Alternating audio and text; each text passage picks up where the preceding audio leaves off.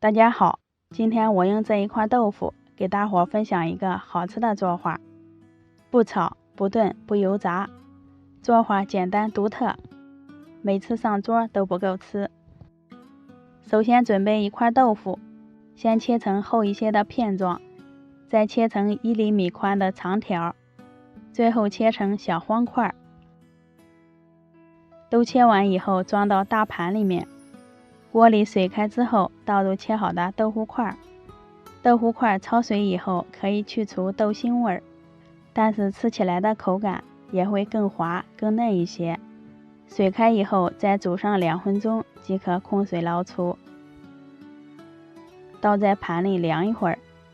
接着在大盆里打入4个鸡蛋，加一点盐入一下底味，倒一点料酒去腥，然后充分的把鸡蛋液搅散。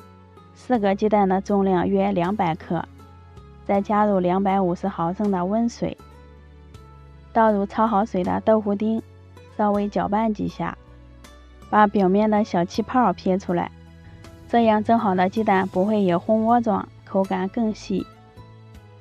凉水放入锅中，上面盖一个盘子，防止水蒸气回流。开大火烧开，用中火蒸上25分钟。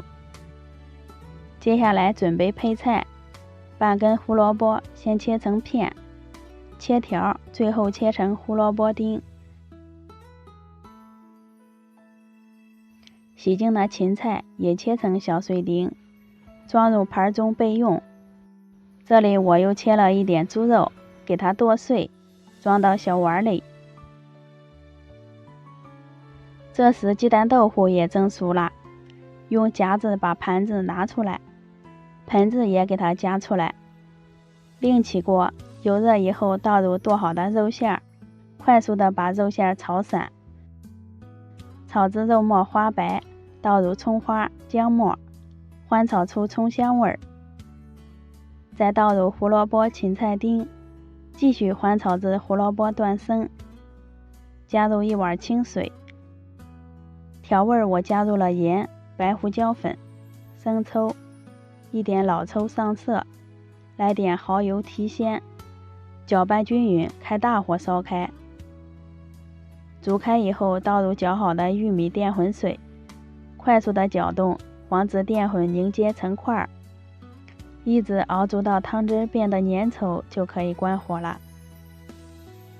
将煮好的汤汁直接浇在豆腐盆里，最后撒一点葱花点缀一下，就可以开动啦。咱们的豆腐鸡蛋羹就做好啦，鸡蛋吃起来特别的滑嫩，入口即化。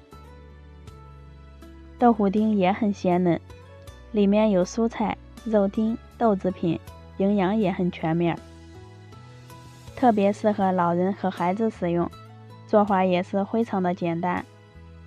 喜欢的朋友就收藏起来试试吧。我是娟子，咱们下期见。